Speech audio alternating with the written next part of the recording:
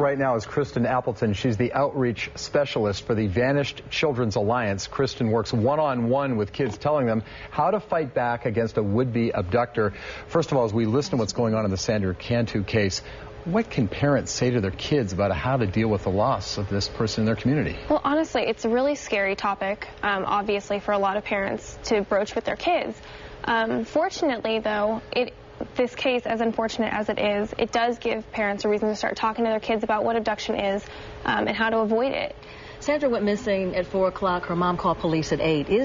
How much time do you allow before you bring in the police, before you bring in other people in the community to help in a search? Because police might be inundated if people call it the first hour that a child goes missing. Right. When a child goes missing, time is of the essence. And we tell parents that they call 911 immediately and then start searching inside and outside and calling neighbors and calling for assistance. But call 911 immediately.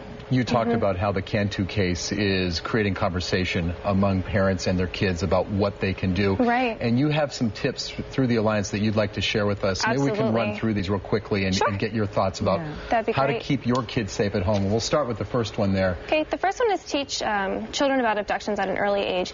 And it doesn't mean you have to say something scary to them, but let them know that, it could happen. Early age is what? Like what? As early as you can. Okay. I have a 4.5-year-old, almost 5. You can start telling them, don't talk to strangers, don't wander off, ask my permission before I go anywhere. Okay, that was Things the like other one you have. Always ask permission, absolutely. Parents are able to know where their kids are as long as they're asking permission. Sure. Use a buddy system. It's okay to say no to adults.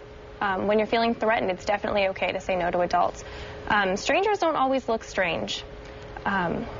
Adults shouldn't ask kids for help or directions. They should be asking other adults those questions.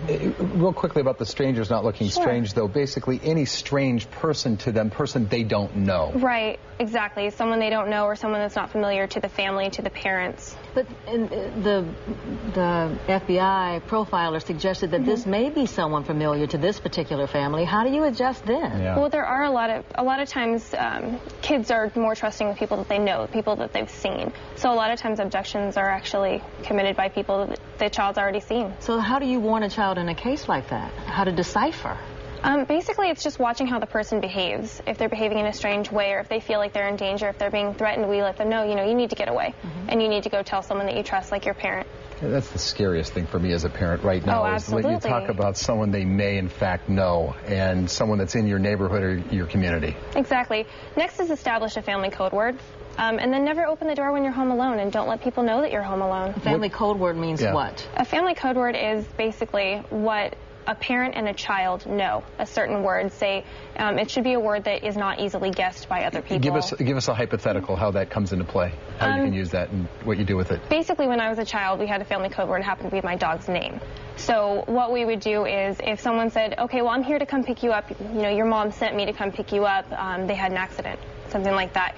I would be able to say, what's the family code word? And if they didn't know it, I would know right then and there that my parent didn't send that person to come pick me up. Now, your organization offers help to people throughout the Bay Area in terms of education and training. You talk to parents in schools. Talk a little bit about what your group offers the viewers out there. Right. We actually offer child education. We do certain groups. We do preschools. We do elementary schools all the way up to high school. We actually do college presentations as well. Talk to churches. We talk to PTA churches, meetings. PTA meetings, absolutely. Absolutely. All you have to do is give us a call, and we'll go ahead and schedule a presentation for you. Wow. Kristin Appleton, thank you so much. Your first live interview on TV. Thanks for doing it. Thank you so much for having me. Appreciate it. Very important information.